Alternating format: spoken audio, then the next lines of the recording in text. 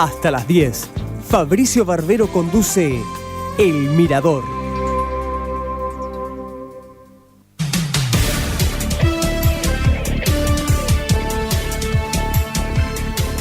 Bueno, seguimos El Mirador, lo adelantábamos recién con Paco y recién también en la introducción del programa. Estamos con dos Juan Carlos hoy. Juan Carlos Teichmann, si no me equivoco, lo pronuncié bien. Sí, señor. Y Juan Carlos Yurka. ¿Cómo le va? Son veteranos del centro, integrantes del Centro de Veteranos de Guerra de la provincia de La Pampa. Gracias por estar.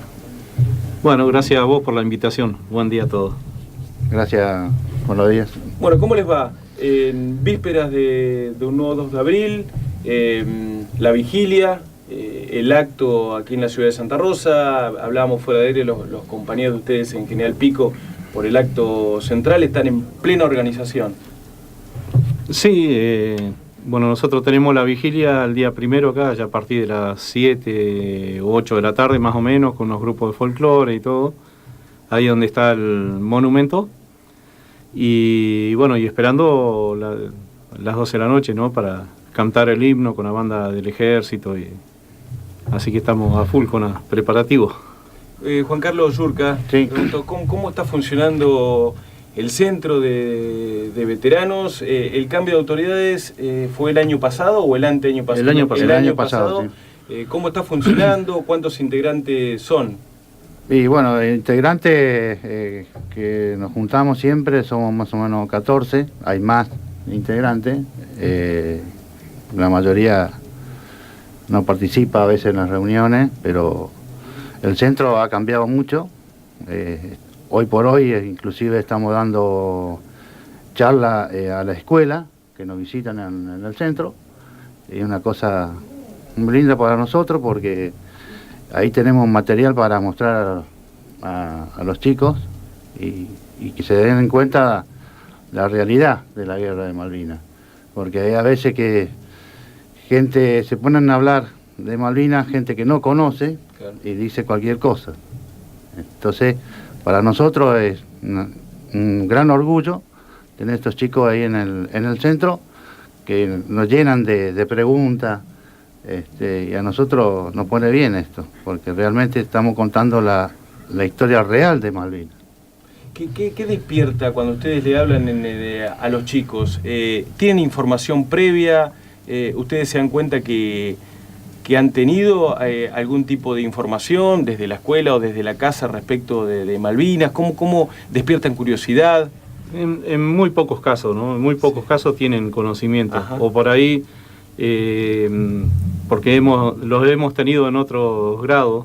Bien. Y ya le hemos dado charla, entonces más o menos tienen idea, pero no, yo siempre digo que desde educación nos tienen que dar una mano grande porque a los chicos le hacen hacer un trabajito para el 2 de abril y después se terminó Malvinas. ¿Ustedes creen que es poco lo que se ve en la escuela respecto a Malvinas? Sí. Esto yo creo que perdón, Juancho. Hay muchos maestros que no tienen noción. Por las preguntas que nos hacen, ¿no? Claro. Por las preguntas que nos hacen no tienen noción de lo que es Malvinas ni nada. Lamentablemente no. ¿Y a ustedes les duele eso? Sí, a nosotros nos duele porque nosotros queremos que la sociedad, incluyendo todos los chicos de la escuela, para que realmente sepan de una vez la verdad sobre Malvinas. Hay muchas cosas que se dice que nosotros como veteranos no pone mal, porque hay cosas que se hablan, se dice cosas que no... ¿Cómo qué, por ejemplo, Juan Carlos? Que éramos chicos, que sufríamos. En una guerra, para que quede claro, en una guerra uno va a sufrir, no es que va a estar contento mirando televisión, o va a sufrir en una guerra. Y después hay cosas que, un ejemplo, yo estuve en en la Gran Malvina, a nosotros nos costó, porque no nos llegaban las cosas a nosotros. Porque ya una vez que tomaban los ingleses la parte del aire, ya los helicópteros nuestros ya no volaban, los barcos menos, entonces teníamos, si nos faltaba lo que era los víveres, munición, Estábamos aislados totalmente. Pero estábamos contentos porque estábamos defendiendo nuestra patria. Y entonces, lo que se vino hablando de que los víveres faltaban porque los militares hacían otro uso de esos víveres y no les llegaban al frente porque, no sé, lo comercializaban, lo tenían guardado. ¿Eso es mentira? No, yo creo que eso es mentira, porque yo te digo, Sí. Nosotros en la Gran Malvina, cuando nos movíamos a la Gran Malvina, la parte logística nuestra del Regimiento 5, que estaba en ese entonces en Paso la Libre Corriente, se adelantó con la parte logística. Claro. ¿Ah? Nosotros éramos 1.300 hombres en la Gran Malvina. Y empezamos a consumir el racionamiento hasta que no nos pudieron abastecer más por el tema que ya los ingleses habían tomado la parte del aire y la parte del mar. ¿Verdad? La comida quedó todo en Puerto Argentino, como quedó el armamento, como quedó munición, muchas cosas quedaron. Yo creo que la parte del ejército no hacía negocio con las cosas que mandaban los ciudadanos, como las madres, las abuelas, los chicos de las escuelas, de las cartas. Sí, sí. A nosotros, yo te cuento una, nosotros esperábamos 4 helicópteros un día, que nos estaban llevando un poco de víveres. De los 4 helicópteros derriban 2, lo vimos nosotros cuando derribaron, caen en el mar, y ahí veíamos nosotros las cartas que nos mandaban, que nos estaban trayendo cartas, diario, se desparramó en el aire, cayó al mar. Pero algunas las recuperamos, como la marea sube y baja, así que algo sacó a la costa. Yo creo que es mentira lo que dicen, que el ejército ha vendido cosas que han donado. Cuando llegamos a Puerto Madryn, en Puerto Madryn en el puerto era cantidad de víveres, muchas cosas que no pudo pasar a Malvinas. No es que se quedó el ejército. Bien, fueron problemas de logística, diría. Problemas logísticos. No pudimos, hasta Puerto Argentino llegaba. Después a la Gran Malvina y a la parte donde estuvo Palacio, ¿cómo es? Sí, en Puerto Howard, en Bahía Foc, ahí no teníamos, porque tenían que pasar el estrecho. Claro. No, pero también le pasó a la gente que estaba en Darwin, en Pradera del Ganso, combatiendo ahí. Los ingleses cortaron, esa parte la cortaban, porque cuando salían, y uno de los errores más grandes, que había una cocina cada 5 kilómetros o más. Bien. Entonces, ¿qué hacían? Iba personal, con vehículos no podían andar, iban personal caminando con las ollas grandes, los cilindros para buscar la comida, y los francotiradores ingleses. Esos fueron errores de logística, diríamos. Y se tendrían que haber adelantado, sí, a llevar las cosas. Yo creo que sí, para mí es una logística muy grande. Un ejemplo, el barquito que nos llevaba los elementos a nosotros, como las cocinas de campaña y esas cosas, quedó varado en Puerto Madryn, no pudo salir. De ahí porque, bueno, habían detectado los submarinos y ya estaban cerca de las fragatas inglesas. Pero nosotros, un ejemplo, cocinábamos en los tachos de 200 litros, se cocinaba. ¿Ah? Hasta que llegó un momento que ya no teníamos víveres y era prácticamente todos los días comer el cordero hervido. A mí me tocaba bajar de mi puesto donde yo estuve, bajaba 4 kilómetros para buscar la comida, ¿no? Hacía 8 kilómetros ida y vuelta. ¿Recuerdan algún momento en especial que pasaron hambre realmente? Sí, yo estuve prácticamente en la zona de Puerto Argentino y como dice Juan, los víveres estaban, nomás que, bueno, se iba racionando, ¿no es cierto? Si no se hubiese gastado todo en una semana.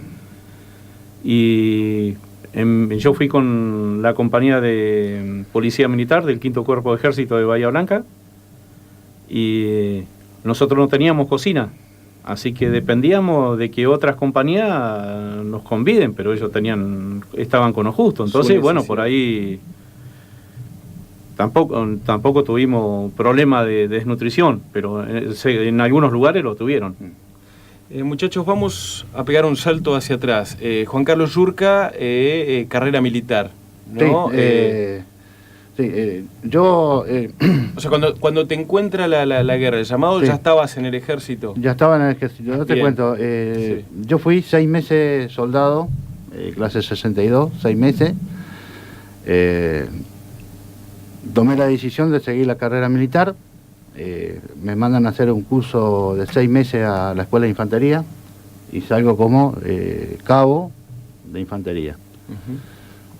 Bueno, a los poco tiempo tanto el problema de Malvinas, de lo cual yo en mi grupo tenía los compañeros míos que fueron soldados conmigo. Bien. Con ellos fuimos a Malvinas. Ya lo conocía. Yo estuve destinado en el Regimiento 5, en Paso Lo Libre.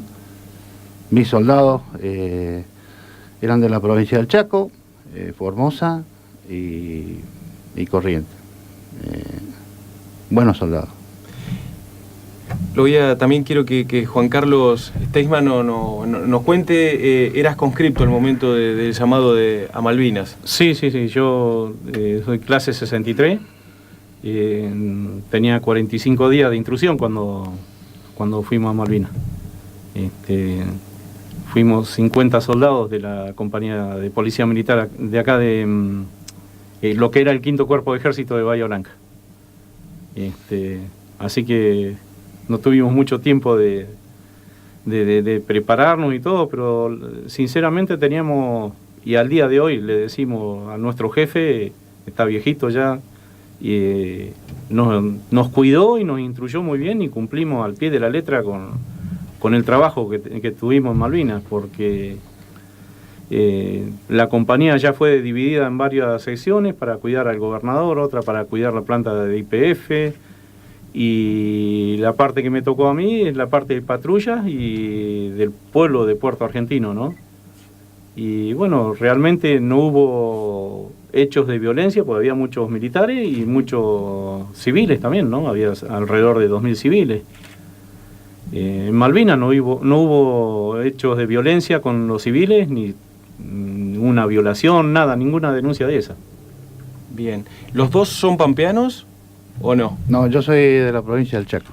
Bien. Y yo de provincia de Buenos Aires, al límite con La Pampa, y al ladito de Guatrache, de Darreira. Pero los dos viven en Santa Rosa ahora. Sí.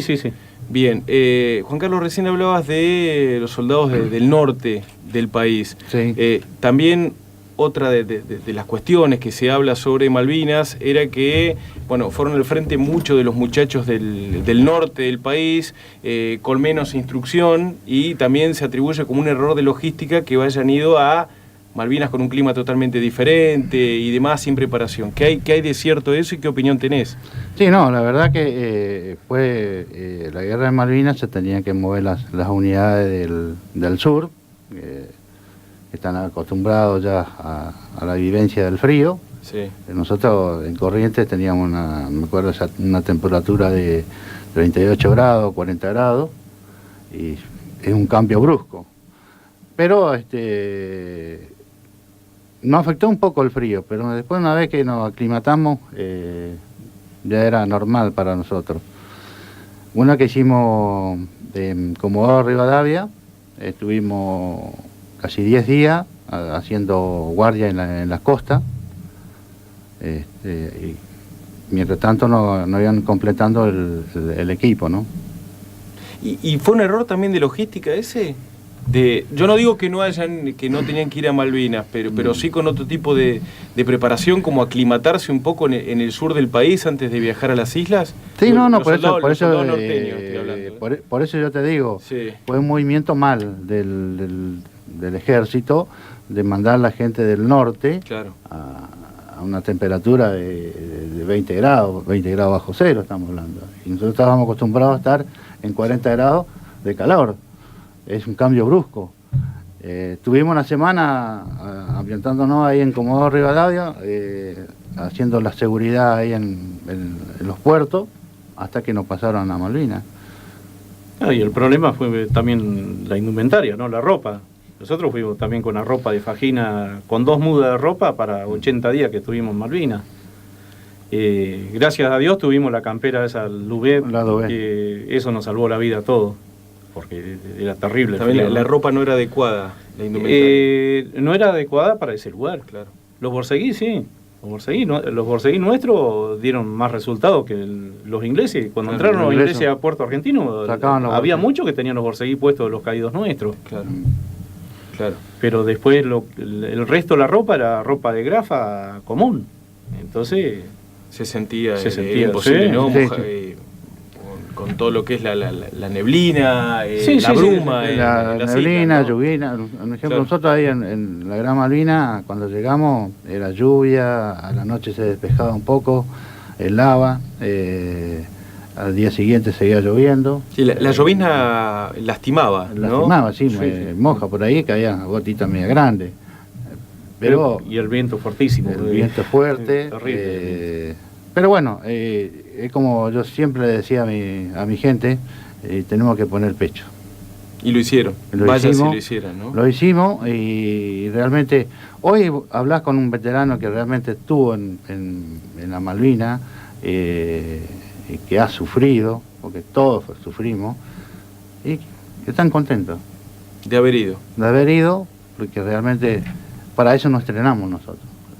Seguro. El ejército para eso está, para recuperar los terrenos usurpados. Está bien, lo perdimos la guerra. Pero bueno. Le pregunto a los dos, obviamente que fue un quiebre en sus vidas el haber ido a Malvinas, y va a ser algo que nunca se van a olvidar y que lo tienen en la mente creo que todos los días. Pero ¿cómo fue aquel momento en especial? Vos, Juan Carlos Yurka, ya con otro cierto tipo de preparación por estar en la carrera militar, y Juan Carlos Steinman como conscripto, ¿cómo fue el momento que le dijeron tienen que ir a las islas y cómo lo tomó la familia, ¿no? El contexto familiar, que es otro golpe importante. Sí. Bueno, mucho contacto con la familia no tenía, porque en esa época no había teléfono, no había nada prácticamente, muy poquito, ¿no es cierto? Yo vengo de una familia muy humilde, muy pobre. Mi padre era peón de campo y mi madre ama de casa, y tenía un hermano que estudiaba en Bahía Blanca. Cuando el 2, cuando tomaron las Malvinas, a la tarde nos dijeron que al otro día salíamos nosotros, y ya nos hicieron preparar todo. El día 3 no pudimos salir por el mal tiempo. Entonces yo era muy amigo de un cabo primero, y el cabo primero sabía que yo tenía un hermano ahí, y me dice, fíjate si te puedes contactar con tu hermano para que venga a despedirse, pero dice, yo no te dije nada, porque dice, pero a ver si tu hermano te puede venir a despedir, porque mañana salimos sí o sí. Y bueno, así lo hice, así que fue mi hermano con un primo, y me llevaron algo de dinero, que eso nos salvó al grupo los primeros días, porque allá compartíamos un chocolate, lo partíamos en 40 pedazos, lo racionalizábamos para que alcanzara para todos, ¿no? Sí, todo lo que se conseguía para alimentarse lo teníamos en un lugar, y cuando estábamos todos ahí se repartía. Pero bueno, volviendo a eso, yo no me pude comunicar con mis padres, pues no había teléfono en mi casa. Y mi madre se entera a la noche porque el primer entrevistado en el avión, donde iba Nicolás Casanseu, sí. En el primer asiento iba yo. Nosotros fuimos en un Fokker de la Armada con asientos, ¿no? Y tu mamá te vio por televisión. Mi mamá el primero fui. Increíble. Y bueno, y después por medio de cartas. Yo todavía tengo en casa, tengo muchas cartas de Malvinas. Como estábamos en Puerto Argentino, teníamos la posibilidad de pasar por el correo y pedir era algo muy parecido a un telegrama, y vos lo llenabas y ponías algunas cositas y bueno, y lo mandábamos. Y ya que estás, contame el reencuentro, cuando volviste. Y el reencuentro, bueno, también fue algo nadie sabía que volvíamos porque fuimos cuando nos trajeron, estuvimos prisioneros 3 días en Malvinas, después nos trajeron un barco inglés hasta Puerto Madryn y de ahí nos llevaron a Campo Mayo. Campo Mayo estuvimos 2 días y nos llevaron a Bahía Blanca, al lugar nuestro. Así que, pero no tuvimos oportunidad de avisarle a los familiares ni nada. Bueno, una vez que llegamos a Bahía Blanca, nos dan la ropa de civil y nos dan franco una semana, y a la semana teníamos que volver. Así que salimos despavoridos de ahí adentro. A buscar la familia. A buscar la familia y a comernos lo que se nos cruzaba. Y bueno, yo me subo a un colectivo que pasaba enfrente del cuartel y me dejaba a 2 cuadras de la casa de mi tía. Yo mucho no conocía, yo nunca había salido prácticamente de Darreira, paisano de aquello, ¿no? Y bueno, cuando me bajo en la esquina para ir a la casa de mi tía, la primera persona que encuentro en la vereda es mi hermano, que iba para el trabajo. Qué increíble, ¿no? Increíble, ¿no? Increíble, así que bueno. Un abrazo interminable. Interminable. Y te escucho y pienso en lo que fueron el primer plato con una milanesa con papas fritas, ¿no? Sí, mi prima me hizo enseguida, se puso, bueno, no sé qué me dieron de comer, pero se puso a amasarme tallarines caseros, así que no sé, la platada que le comí, Eran las 5 de la tarde y seguías comiendo, ¿no? Sí. ¿Yurka? Bueno, yo cuando llegó la orden, nosotros tuvimos 3 días para prepararnos para marchar a Malvinas. No hice tiempo porque de ir a visitar a mi madre y avisarle a mi madre y a mi padre que me iba a la guerra. Como tenía permiso por ahí, le hice un telegrama a mi madre contando la situación, diciéndole que partía a Malvinas, no sabía la fecha. Y recibí una contestación de ella y bueno,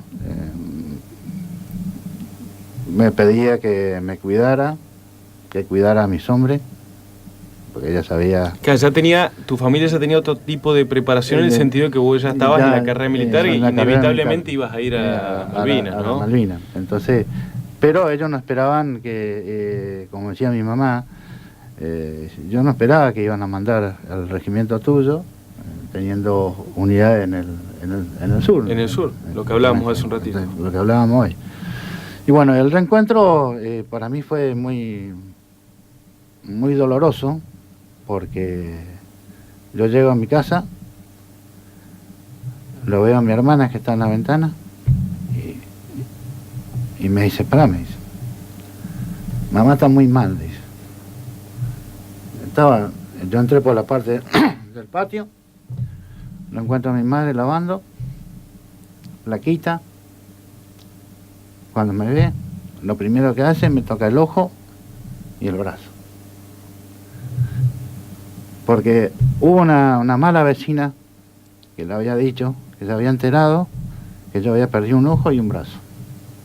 Es increíble, ¿no? Que haya gente que entonces, haga maldad con una situación como esta, ¿no? Como eso es lo que más me dolió, porque le digo, mamá, le digo, ¿por qué me toca tanto el ojo? ¿Por qué me toca el brazo? Dijo, no, a mí me dijeron que vos perdiste un ojo y un brazo. No es así. Estoy bien, mamá, le digo. ¿Te acordás la última carta que yo te escribí? Hacía un mes que le escribí porque después no podíamos mandar. Claro. Nosotros correspondencia del lugar donde estábamos por el tema de transporte. No teníamos helicóptero, no teníamos nada.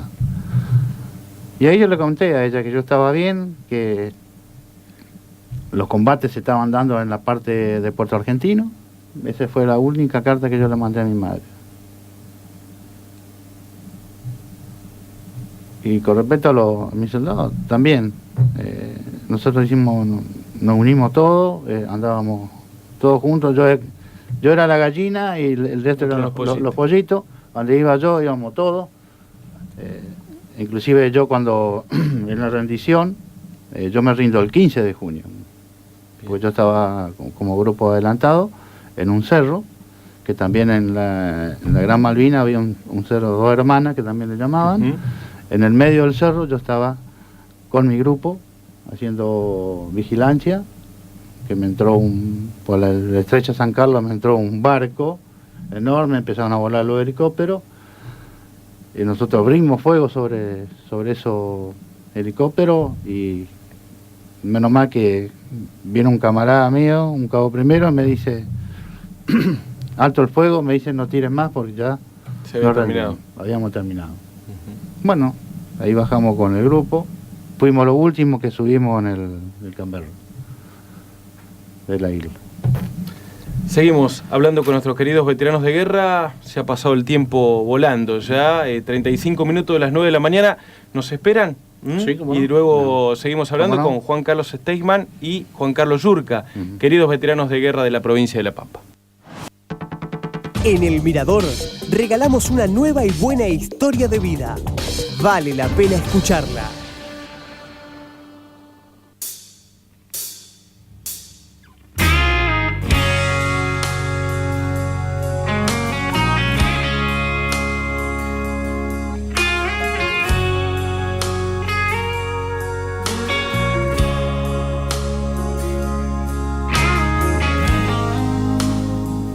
Bueno, seguimos hablando con nuestros queridos veteranos de guerra de Malvinas, con Juan Carlos Steichmann y Juan Carlos Yurka.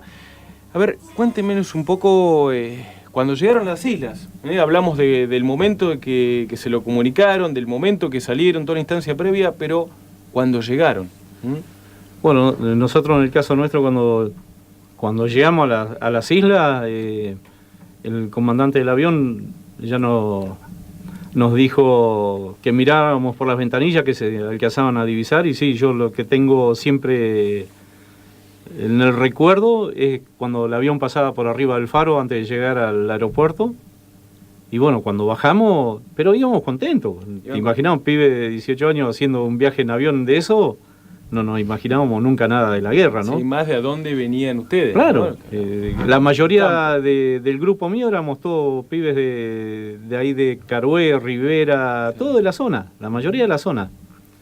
En su mayoría gente de campo, entonces Claro, hacer un viaje en al avión lugar. era fantástico. Pero cuando bajamos, ay, no sé, pegó un viento helado que era terrible. Pero bueno, a eso nos fuimos acostumbrando, como decía Juan, ¿no? El cuerpo se te va acostumbrando a todo, ¿no? A comer una vez al día, a sufrir el frío. Sí, más en esas condiciones extremas, ¿no? Donde prima la solidaridad. Exacto, exacto. Sí, el compañerismo existe al día de hoy, ¿no? Al día de hoy somos todo uno. En el grupo mío, por lo menos, somos todo uno. ¿Yurka? Bueno, nosotros cuando llegamos a Malvinas, bueno, también bajamos en Puerto Argentino.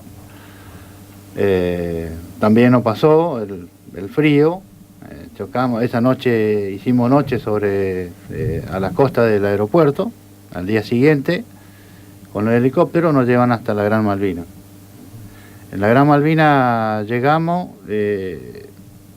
bajamos, cada uno agarró su equipo y ya nos dieron el sector de responsabilidad donde tuvimos que hacer las posiciones.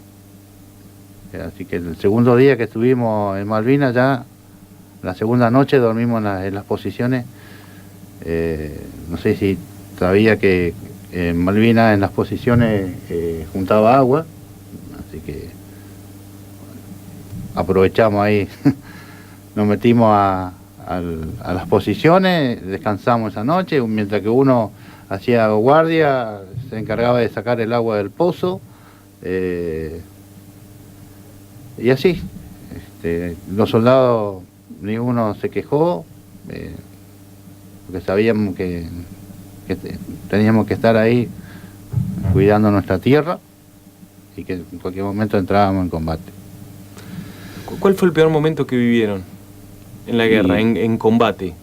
Yo no entré en combate, bien. Pero bueno, sí estuve mucho en las zonas de bombardeos y eso, ¿no? Y el peor momento, que parecía que la isla se iba a partir al medio, para mí fue el 1 de mayo. Era terrible el bombardeo, las explosiones que, no sé, te hacían rebotar en el piso, ¿no? Nos tiramos todos en las posiciones cuerpo a tierra y después, bueno, después del bombardeo,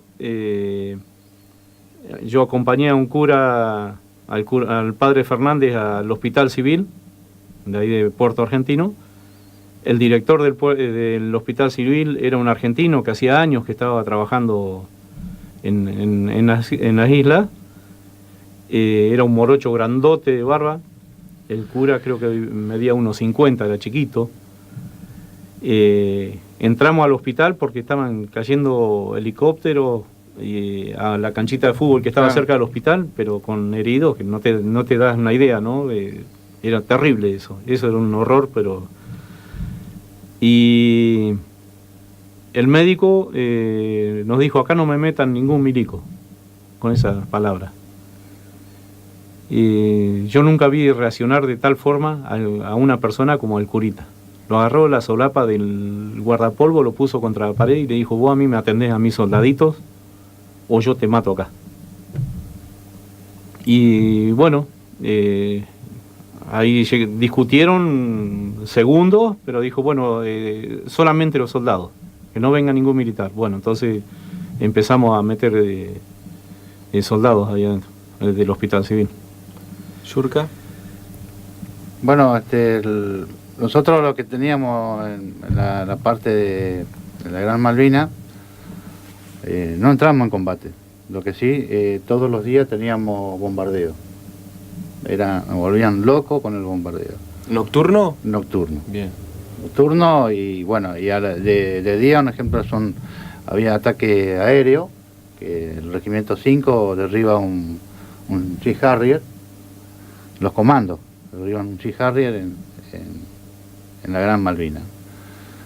Durante la noche era el bombardeo intenso, hasta que un día yo estaba de turno, estaba con la patrulla adelantada sobre el Cerro Dos Hermanas, donde yo veo girar fragatas al sector de las posiciones nuestras. Doy la alarma a mi jefe de compañía, le pasa al jefe del regimiento y salen los comandos a hacer una patrulla y agarran 6 observadores adelantados que tenían los ingleses, que esa noche, no sé si nos lo iban a desarmar a la Malvina, a los bombazos. Ahí es donde sacan los 6 prisioneros, observadores adelantados de los ingleses. Y bueno, lo que más me dio miedo a mí era en una noche que estábamos en la posición, una bomba cae más o menos a 25 metros de mi posición, retaguardia, nos hizo temblar todo, se cerró el pozo, quedamos apretados ahí hasta que terminó el bombardeo y bueno, y salimos, menos mal que no sufrimos ninguna lastimadura, quebradura, y ninguna esquila que nos haya agarrado, ¿no? ¿No perdiste ninguno de tus hombres? Ninguno de mis hombres, le traje a los 9, le traje. A ellos, porque estaba, como yo te decía, andábamos en todos lados, había una misión, íbamos los 10. Nadie se quedaba, siempre estábamos juntos, nos cuidábamos, y cuando había momentos, muy pocos días de sol, ahí acostumbrábamos a sacar las cosas nuestras, a tomar un poco de sol, a ventilar los pies, el cuerpo, porque de bañarnos nos bañamos 2 veces, de los 74 días que estuvimos ahí. Pero con lo bueno de todo esto, que mis soldados siempre con la moral alta, no les afectaba el hambre, el frío, nos daban misiones y cumplíamos las misiones, no pensábamos nunca en el tema de la comida, y bueno, llegamos y no había racionamiento, y bueno, ¿qué va a hacer? No comían. No comíamos, pero sabíamos dónde ir a buscar la comida, que nosotros teníamos, como andábamos por todos lados en la Gran Malvina, habíamos descubierto los corrales de las ovejas de los Kelper, así que Sí, bueno, había que hacerle la visita. Sí, ni hablar. claro, íbamos Ni hablar. y encima tenían un correntino que era cuereaba el cordero con la pala, una pala. Era un especialista. Era especialista. Entonces íbamos y buscábamos carne y nos pasábamos comiendo cordero frito, esas cosas. Bueno, pero comían. Comíamos. Le quería preguntar si ustedes tenían conocimiento, con la poca información que circulaba, con los medios que tenían, de lo que pasaban en algunas batallas, como la de, por ejemplo, la de Monte London, no sé, Pradera del Ganso, creo que fue otra de las del Tumbledown. Sí, porque Tumbledown esa fue un infierno. Ya fue la última batalla y ya estaba ahí pegada a Puerto Argentino. Ya en Puerto Argentino también se estaban librando combates. Claro. La artillería inglesa voló 2 casas civiles, donde murieron 2 mujeres. Fueron los únicos 2 civiles muertos en Malvinas, ¿no? Fue por un fuego de la artillería inglesa. ¿Y a ustedes en algún momento, nosotros acá consumíamos otro tipo de información, que ustedes ya lo sabrán a través del sistema oficial? ¿Ustedes allá cómo veían la guerra? ¿No? ¿Eran conscientes de esa superioridad técnica en cantidad de hombres y de armamento de Gran Bretaña por sobre los argentinos? ¿Eso eran conscientes de que no se podía ganar la guerra? Sí, nosotros sabíamos que tarde o temprano, y más cuando el 2 de mayo hunden el crucero Belgrano, claro, que era prácticamente el que iba a hacer toda la defensa de Puerto Argentino por las bocas de fuego que tenía y el poder de fuego que tenía. No lo tenían los ingleses prácticamente, ¿no? Cuando hundieron el crucero Belgrano hubo una sensación de que nos quedábamos solos, ¿no? Desprotegidos. Y después nos sometieron a más de 40 días de bombardeo. De día pasaba algún avión, pero de noche las fragatas nos volvían locos, de la tardecita hasta la madrugada, ¿no? ¿Y qué recordaron de ese día que llegaron las fuerzas de tareas de Inglaterra, de Gran Bretaña? ¿Ustedes sabían que estaban viniendo? ¿O? Sí, sabíamos. Eso lo tenían. Ya sabíamos nosotros. Yo estuve como policía militar y 2 días más de la rendición estuvimos con nuestro armamento y trabajando como policía militar, ¿no? Claro. Nos dejaron seguir trabajando. Un compañero mío fue el que acompañó a los generales ingleses a pedir la rendición a Menéndez. Pero sí, de Puerto Argentino se escuchaba todo y se veía todo. Nosotros, el grupo nuestro pidió para ir a combatir, porque nosotros teníamos prácticamente toda la munición, nuestros fales andaban perfectos, y no, nuestro jefe dijo, de acá de ustedes no se va nadie, porque si ustedes se van, ¿quién hace el trabajo de ustedes? Esto va a ser un desastre acá. Sí. Y sí, tenía razón, pero bueno, nosotros veíamos venir y bajar soldados hechos bolsa de mugre, de miseria y de algunos heridos, y el cansancio del combate y todo, y entonces queríamos ir, pero bueno, no nos dejaron. ¿Qué opinan de lo que pasó luego de la guerra? Hubo un proceso de desmalvinización y también con tantos compañeros de ustedes que se han suicidado, ¿no? Sí. Eso, ¿el por qué? ¿Se han preguntado el por qué? Y el por qué, yo siempre lo dije y a mí me pareció una aberración que, no el ejército, ¿no? Pero las personas que lo conducían en ese momento nos tiraran a la calle y recién a los 25 años nos dieron nos hicieron un homenaje, un reconocimiento, recién a los 25 años. Y la persona que viene en una guerra tiene unos problemas psicológicos terribles. Por ahí, según en el lugar que estuviste, más o menos, pero claro, todos están afectados. Y yo siempre digo que después, hace unos años atrás, creo que se empezó acá en Toay a juntar a los veteranos, los nuevos coroneles y generales y todo, vieron otra visión de la cosa, empezaron a juntarlos, a traerlos, y a partir de ahí ya prácticamente no hubo problema. Si eso se hubiese hecho de un primer momento... Claro, se hubiera combatido ese espacio vacío, ¿no? Sí. Pero igualmente hubiese habido, ¿no? Sí. Porque los ingleses también Sí, lo han eran sufrido, profesionales lo han sufrido. y lo han sufrido Sí, y lo pero siguen sufriendo, quizás ¿no? hubiera disminuido la Sí, sí, tasa, sí. ¿no? Sí, seguro que sí. Es muy alta de suicidios. No más que la sociedad, qué sé yo, tampoco la sociedad, porque muchos dicen, no, la sociedad los olvidó, pero tampoco se le informó bien, se metió toda la mugre abajo una alfombra y yo creo que ese fue un gran problema. Y no puede ser que recién ahora a los 36 años, no sé si habrás visto los familiares que han ido a Malvinas, todo, Sí. eso fue financiado y todo hecho, todo por una persona, ¿no? Por un empresario. De ningún gobierno tuvieron la idea de poder hacer eso.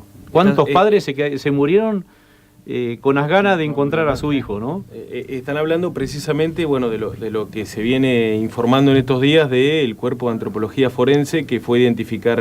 Sí, pero eso fue financiado y todo hasta el mismo cementerio. No por un gobierno. No por un gobierno, sino por una persona. Por un soldado del Regimiento 6 de acá de Toay, que es veterano de guerra, por un coronel inglés, que fue el que llevó a cabo todo, el coronel creo que es. Coronel, el que... Cardoso, el apellido. Sí, el que tenía él recuperó Joffrey Cardoso. Las chapas identificatorias de los soldados. Claro, y yo creo que eso tendría que haber salido de parte de los argentinos.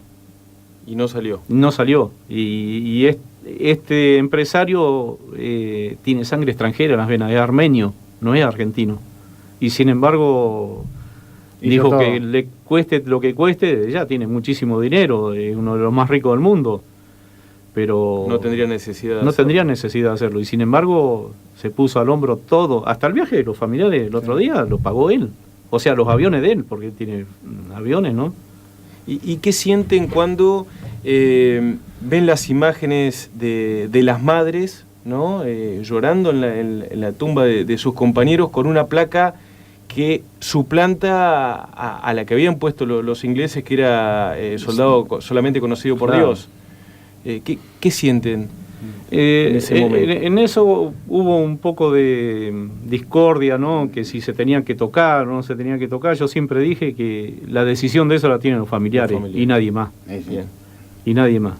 Y yo ahora viendo eso, bueno, todos estos días era ver una imagen de esa, llorar, y como una sensación de alivio, que a mí también me hubiese gustado que si yo hubiese quedado ahí, que mis viejos podrían haber encontrado, ¿no? Esa es la palabra justa, ¿no? El alivio que han sentido los familiares, ¿no? Sí. Sentimos el alivio nosotros como veteranos, ¿no? Pues así que... Es una herida para los familiares, una herida que se les cierra. Bien. Porque ya sabe que su hijo realmente está ahí, está reconocido. El día de mañana por ahí viaja, ya sabe dónde encontrar a su hijo. Hay algo que quería decirte hoy, Sí. que no se me pasó y no quiero que olvidarme. Bien. El Centro Veterano La Pampa, tanto como el Centro Veterano Alberto Amegaray de Pico, estamos trabajando con la Comisión Nacional y la Confederación de Veteranos, Confederación Nacional de Veteranos de Guerra. Bien.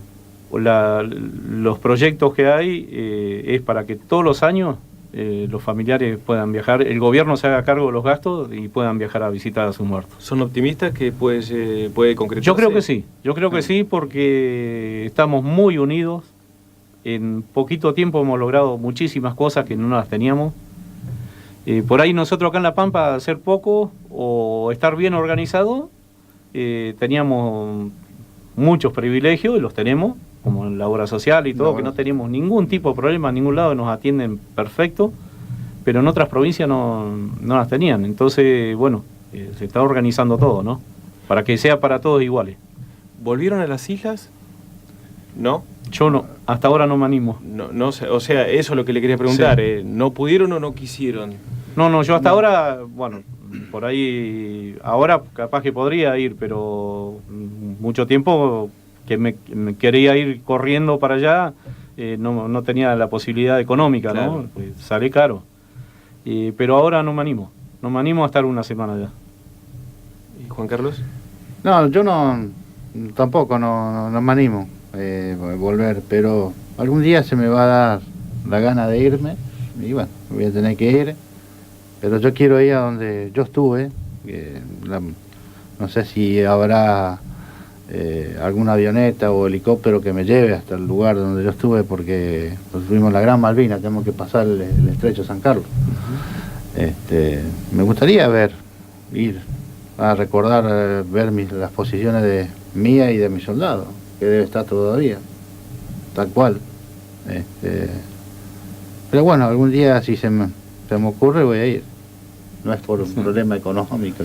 En estos días tuve un compañero mío que estuvo allá y bueno, tenemos la suerte que de allá te mandan un WhatsApp, te manda la foto al instante, ¿no? Y me mandó fotos de los lugares donde estábamos y bueno, sinceramente una nostalgia me agarró que terrible, ¿no? Ojalá que puedan volver. También es una forma de dar una vuelta de página, de cicatrizar, claro, bien, es como ¿no? cerrar algo. Una parte. Yo tengo compañeros míos, inclusive los soldados de mi grupo, varios fueron. Y me dicen, te va a hacer bien, me dice. Porque vos cerrás algo. Claro. Es como que te sacás algo de adentro. Me explicaba, él me decía, sí, yo en cualquier momento, no puedo ir ahora porque estoy en actividad, porque yo seguí la carrera militar y me retiré hace 1 año y medio. Ahora estás jubilado. Estoy jubilado. Bien. Me retiré de Subcomando Mayor, una carrera brillante. Por eso nunca pensé volver, pero con los comentarios de mis soldados, y bueno, hay a veces que tengo ganas de ir, como son todos de mi provincia prácticamente los soldados, claro, que fueron conmigo. Se juntan en el centro y hablan, así que la vez pasada estuve pensando, digo, bueno, voy a tratar de ubicarlos a los 9 y hacer un viaje a Malvinas, todos juntos. Sería increíble, ¿no? Eso sería una cosa hermosa, ¿no? Que viaje todo el grupo. Viajar todo el grupo. Y bueno, así es la historia nuestra. Y Juan Carlos Teichmann, hoy en día, ¿a qué te dedicas? También yo me jubilé, sí. Porque La Pampa fue la primer provincia que dio la jubilación anticipada para veteranos de guerra. Bien. Así que, tengo mi señora enferma, así que no puedo andar mucho, tengo que estar mucho en casa, así que no me jubilé y vivo la pensión de Malvinas y la jubilación. Muchachos, bueno, se nos ha pasado el tiempo, realmente muchísimas gracias. Recordamos entonces el horario de inicio del acto el lunes en Santa Rosa y también el de Pico, para aquellos que nos están escuchando de aquel lado de la provincia del norte. Sí, bueno, el primero se va a hacer la vigilia acá en el monumento con festival de folclore y todo, esperando las 12 de la noche para el himno. Y el acto va a ser a las 11 de la mañana, ¿no es cierto? 11 de la mañana. 11 de la mañana, están programados los actos. Bien. Tanto acá en Santa Rosa y en Pico. Bueno, muchachos, realmente un gusto que hayan venido. Como sucede, hoy les tocó a ustedes, pero el año pasado otros compañeros de ustedes y seguramente el año que viene van a venir otros, o por qué no ustedes con algún otro chico. Así que, bueno, en nombre de todos los que hacemos el Mirador y en esto en nombre de todos los que nos están escuchando y de la comunidad, muchísimas gracias por defender a la patria, ¿no? Gracias a vos porque con lo que y la dedicación que le pones todos los años a este programa, no lo hace mucha gente, entonces vos también haces mucho por la patria con esto. Muchas gracias a vos también, a ustedes, perdón. Bueno, muchísimas gracias. Gracias a vos. Un fuerte abrazo para todos, en nombre de ustedes, para todos los veteranos del Centro de Veteranos de Guerra de la provincia de La Pampa, y lo hacemos extensivo a todos, ¿no? Exacto. Los que están diseminados por nuestra querida República Argentina. Juan Carlos Steinman y Juan Carlos Yurka, integrantes del querido Centro de Veteranos de Guerra de la provincia de La Pampa, en el Mirador. Chau, chau, hasta el sábado que viene.